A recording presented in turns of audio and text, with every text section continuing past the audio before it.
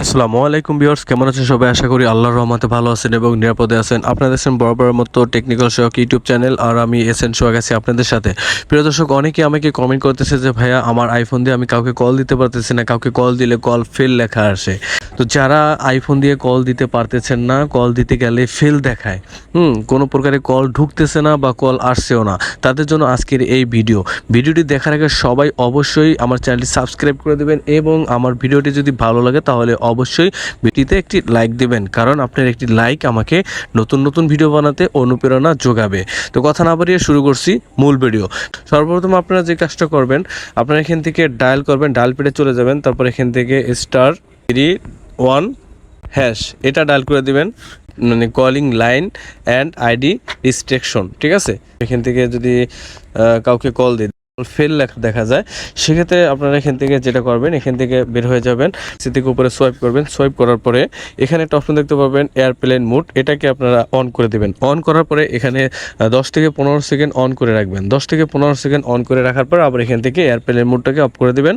তাহলে আপনার নেটওয়ার্কের যদি কোনো প্রবলেম থাকে, নেটওয়ার্ক অনেক সময় আছে আটকিয়ে থাকে, তো এর জন্য যদি আপনারা এয়ারপ্লেন মোডটাকে চালু করে দেন আবার অন করে দেন, তাহলে কিন্তু এই প্রবলেমটি সলভ হয়ে যাবে। এখন আপনারা আবার কলে গিয়ে জাস্ট আপনারা ট্রাই করবেন কাউকে কল দিয়ে, যদি ফেল লেখা ওঠে। এখন আপনারা তৃতীয় নাম্বার যে সলিউশনটা করবেন, তৃতীয় নাম্বার সলিউশনটা হলো আপনাদের ফোনের যেই পিন আছে, মানে আপনাদের মোবাইলে যে সিমটা ঢুকানো আছে সেই রিজেক্ট পিন দিয়ে সেটাকে বের করবেন, সিমটা বের করবেন। বের করার পরে দেন সেই সিমটা বের করে 10 থেকে 15 সেকেন্ড আপনারা বাইরে রাখবেন। রাখার পরে আবার সেই সিমটি আপনার মোবাইলে ঢুকাবেন। ঠিক আছে, মোবাইলে প্রবেশ করাবেন।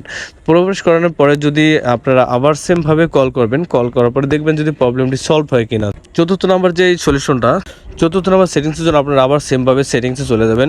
মোবাইল ডাটাতে ক্লিক করবেন। মোবাইল ডাটাতে ক্লিক করার পরে প্রিয় দর্শক, এখান থেকে একটা অপশন থাকবে নেটওয়ার্ক সিলেকশন, জাস্ট এখানে ক্লিক করবেন। এখানে ক্লিক করার পরে অটোমেটিকে যে ট্রাগলটা এখান থেকে এটা অন করা থাকবে, জাস্ট আপনি এটাকে অফ করে দিবেন। এখানে অফ ছিল, এটা কিন্তু অন হয়ে গেছে। ঠিক আছে, তো এভাবে করে এটাকে অটোমেটিকের এই ট্র্যাগলটাকে যদি অন থাকবে, বাট এটাকে অফ করে দেন আপনারা 10 থেকে 30 সেকেন্ড ওয়েট করবেন। তারপরে এর মধ্যে কিন্তু আপনাদের প্রবলেমটি সলভ হয়ে যাবে।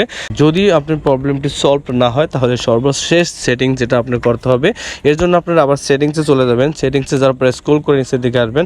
আসার পরে এখান থেকে জেনারেল এখানে ক্লিক করবেন, আবার স্ক্রল করে নিচের দিকে আসবেন। আসার পরে এই যেখানে একটা অপশন দেখতে পাবেন ট্রান্সফার ওর রিসেট আইফোন, এখানে একটা ক্লিক করবেন। এখানে ক্লিক করার পরে নিচের দিকে পাবেন রিসেট, আবার রিসেটে ক্লিক করবেন। তারপর প্রিয় দর্শক, এখান থেকে একটা অপশন পাবেন রিসেট নেটওয়ার্ক সেটিংস, জাস্ট এখানে একটা ক্লিক করবেন। এখানে ক্লিক করার পরে আপনার মোবাইলের যেই পাসকোডটি আছে সেটা চাইবে, সেটা চাওয়ার পরে সেটা দেওয়ার পরে অটোমেটিকলি আপনার ফোনটি নেটওয়ার্ক সেটিংটা রিসেট হয়ে যাবে। ঠিক আছে, রিসেট হয়ে যাবে, ফোনটি দেখা গেল যে অফ হয়ে আবার অন হবে। তাহলে কিন্তু আপনার প্রবলেমটি 100% সলভ হয়ে যাবে। তো এই ছিল আজকের এই ছোট্ট ভিডিওটি দেখে যদি একটু উপকৃত হন, তাহলে অবশ্যই ভিডিওটিতে লাইক দিবেন, আর চ্যানেলে নতুন হয়ে থাকলে সাবস্ক্রাইব করে সাথেই থাকবেন।